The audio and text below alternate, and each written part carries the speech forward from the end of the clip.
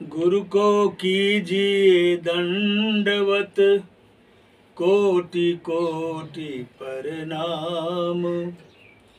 कीट न जाने भृंग को, गुरु कर ले आप समान। साहिब कर ले आप समान। गुरु को करोड़ों बार प्रणाम करने के लिए साहब कहते हैं, करोड़ों बार। गुरु को कीजिए दंडवत, कोटि कोटि प्रणाम। करोड़ों करोड़ों बार प्रणाम। एक बार तो दंडवत हो नहीं सकता है। दंडवत का मतलब समझेंगे कि जैसे डंडा को पकड़ के से खड़ा करके छोड़ दीजिए, तो दंड जो है यानी डंडा जो है लठ, वह गिर जाएगा, बेधड़क गिर जाएगा। डंडे को कोई भय नहीं है गिरने का, तो इस तरह से वह जो है गिर जाता है। तो गुरु को कीजिए दंडवत, दंड के वत यानी दंड की तरह कोटि कोटि प्रणाम। तो इतना प्रणाम तो करना संभव इस तरह का नहीं है सबके लिए। इसलिए यह तो उसके लिए है जो अति गुरु के लिए अति प्रिय हो गया, जन्मों का संस्कार जग गया, जन्मों का पुण्य जगा हुआ है, तब जाकर के ऐसा होता है, संकोच रहित हो जाता है। तो गुरु को कीजिए दंडवत, कोटि कोटि प्रणाम, करोड़ों बार प्रणाम कीजिए। तो करोड़ों बार जो प्रणाम करेंगे तो उसको गुरु में कोई भेद नहीं होगा, तभी करेंगे। नहीं तो संसार में तो भेद ही है। संसार में भेद के बिना और क्या है? बाल बाल भेद है, बात बात में भेद है, कितना भेद है, जाति भेद, वर्ण भेद, वर्ग भेद, तो कितना भेद है, टुकड़े टुकड़े में बटा हुआ है। कोटि कोटि प्रणाम। कीट जब ऐसा होगा तो कब होगा? तो कीट न जाने भृंग को। वह कीट जो है भृंग को नहीं पहचानता है, भौरा को नहीं पहचानता है, लेकिन भौरा जो है कीट को पहचानता है। कौन कीट है जिसको मैं भौरा बना लूंगा? भौरे को पता है, और वैसे कीट को ही वह पकड़ लेता है और उसे पंख को कुतर करके और भन्न भन्न भन्न भन्न करते करते अपने घोंसले में जाकर उसको भौरा बना देता है। इसलिए साहब ने कहा, कीट न जाने भृंग को, गुरु कर ले आप समान। उस प्रकार से जैसे भौरा कीट को भौरा बना लेता है, वैसे गुरु अपने शिष्य को अपने जैसा बना लेता है। तो इस क्रम में बहुत सारी बातें हैं, साहब ने समझाया है संसार को। नैनन आगे, नैनन आगे ख्याल घनेरा, नैनन आगे ख्याल घनेरा, जा कारण जग भर मत डोले, जा कारण जग भर मत डोले, सो साहिब ढींग लेत बसेरा, नैनन आगे ख्याल घनेरा, ओ नैनन आगे ख्याल घनेरा।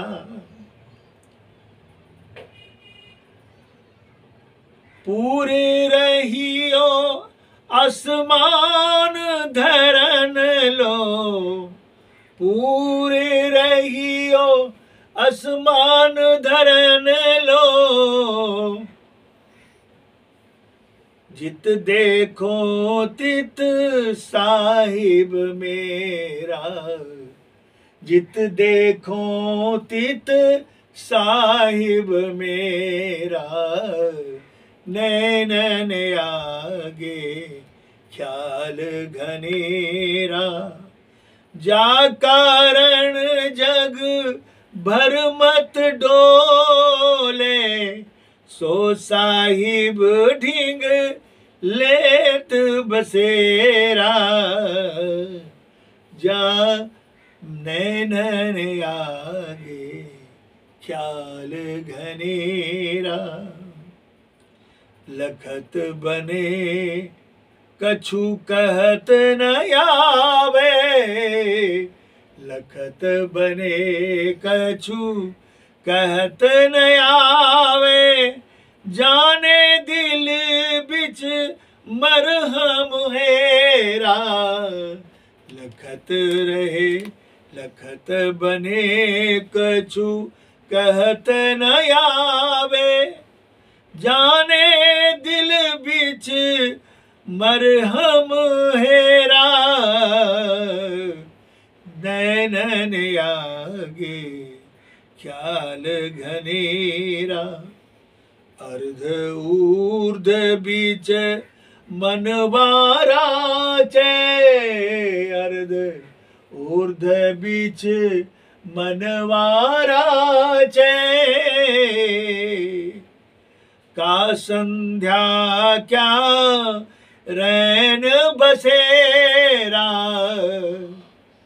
अर्ध ऊर्ध बीच मनवारा चे, का संध्या का रैन बसेरा,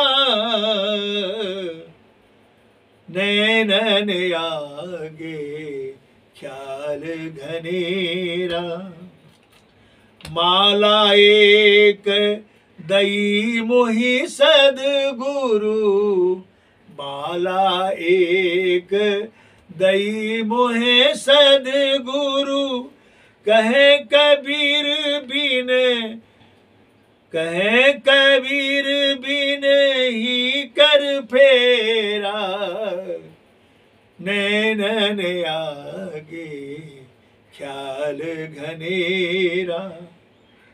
साहब कहते हैं कि इस नैनों के आगे, आँख की पुतलियों के आगे संसार का कितना ख्याल है।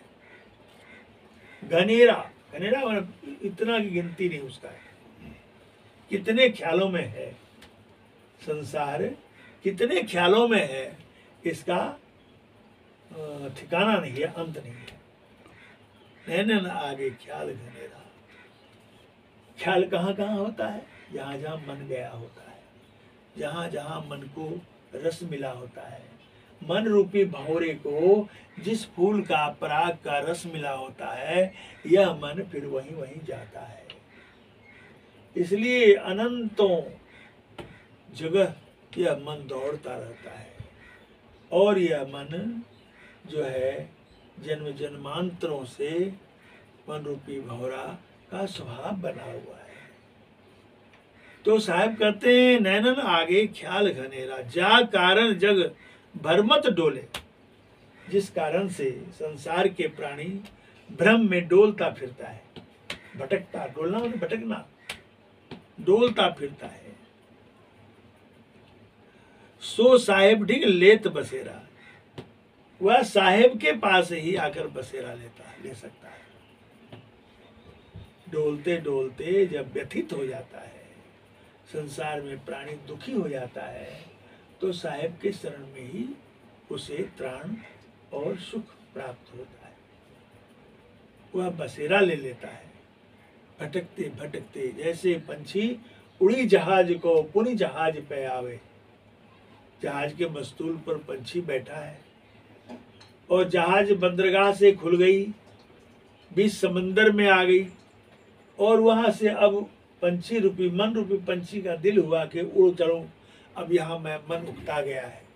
पंछी उड़ गई, कहाँ जाएगा? समंदर में। दूर दूर दौड़ते दौड़ते स्थान नहीं है उसे ठहरने का, फिर लौट करके उसी मस्तूल पर जहाज पर आ जाएगा। जैसे पक्षी उड़ी जहाज को उड़ी जहाज पर आवे, लौट कर आना पड़ेगा, वही उसका स्थान है।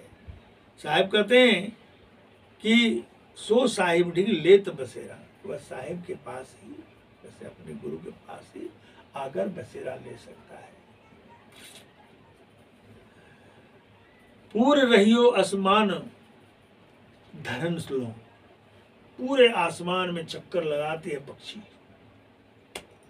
लेकिन आकाश में ठहरने का तो स्थान है नहीं। तो जित देखो तित साहिब मेरा, कब?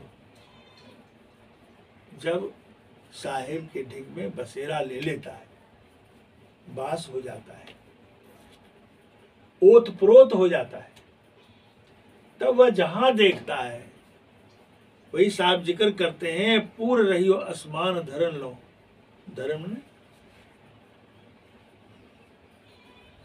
जोन आकाश में जाए, घटाकाश, मठाकाश, महदाकाश, चिराकाश, अक्षराकाश, सब जगह साहिब ही दिखते हैं। वही कह रहे हैं, लखत बने कछु कहत न आवे, लखते ही बनता है, दृष्टि गोचर होता है, कहने में नहीं बनता है। वह रूप कैसा है वह कहने में नहीं बनता है, वाणी में आने का विषय नहीं है। जाने दिल विच मरहम हेरा, वह अपने हृदय में ही जानता है और केवल उसका मरहम वह समझता है, वह जान जाता है इसकी दवा दुआ यही है। अर्ध उर्ध बिच मनवा राचे, का संध्या का रैन बसेरा सवेरा, जिसकी चेतना अर्ध और ऊर्ध के बीच में, अर्ध माने नीचे, ऊर्ध माने ऊपर, बीच यानी पिंड और ब्रह्मांड के बीच, जिसकी चेतना स्थिर हो गई, तो उसके बारे में कहते हैं उसका मन स्थिर हो गया, वहां राचने लगा, वहां लगने लगा। का संध्या का रैन सवेरा, उसके लिए क्या संध्या है, क्या सवेरा है, क्या रात्रि है, सब समान हो जाता है। हर अवस्था में, सोए में भी, जगे में भी, संसार का नित्य कर्म करने में भी, हर जगह वह उसी रस में भीगा रहता है। माला एक दई मोहि सदगुरु, कहे कबीर बिन ही कर फेरा। कहते हुए कैसी स्थिति आती है, जो यह अवस्था जो मैंने बात कही, साहब ने जो बताया, तो यह अवस्था कब आती है? जब शिष्य को सदगुरु ने जो दिया है भेद सत्य की खोज, जब गुरु ने दिया है भेद, क्या कहा? माला एक दई मोहि सदगुरु, कहे कबीर बिन ही कर फेरा। हाथ की माला नहीं, हाथ सुमरनी, बगल कतरनी, पढ़े भागवत गीता, वो नहीं कहा। माला तो कर में फिरे, जीव फिरे मन मुख माही, मनवा तो चौदी से फिरे, यह तो सुमरन नाही। वो माला श्वास की माला दी है। काहे की माला है? श्वास की माला। नाम की सुमरनी सदगुरु ने दिया है क्या? नाम की सुमरनी और श्वास की माला और दया की टोपी। जब यह सिद्ध हो जाएगा कि संसार के हर प्राणी में प्रभु ही छिपे हैं, प्रभु ही है, कोई प्राणी के प्रति हिंसात्मक भाव नहीं उठेगा दिल में, सब प्राणी में प्रेम में भाव रहेगा, तो समझ लीजिए सदगुरु ने जो दया की ताज दी, टोपी दी, वह सार्थक हो गया जीव के लिए। और जैसे जैसे दयावंत भाव उठता चला जाएगा, वैसे वैसे जो है क्या होगा कि सुमिरन में दिल लगने लगेगा, मन लगने लगेगा, सुमिरन करते रहेंगे। जो गुरु ने दिया है नाम, वह सुमिरन जो है सांस सांस में सुमिरन होने लगेगा। तब कहते हैं साहब की माला सांसों सांस का फेरेंगे कोई दास, 84 भर में नहीं कटे काल के पास। तब माला जो है सुमरने के लिए तो अहरनिश सुमरण होने लगेगा, अभ्यास बन जाएगा। इसलिए साहब ने कहा, कहे कबीर बिन बिन ही कर फेरा, बिना हाथ का जो माला फेरा जाता है वो माला, उस माला को सुमरना चाहिए और उसमें मन लगाना चाहिए। क्योंकि साहेब के ढिंग तभी बसेरा हो सकता है। तो इतना कह के वाणी को विराम देता हूँ। साहेब बंदगी साहेब।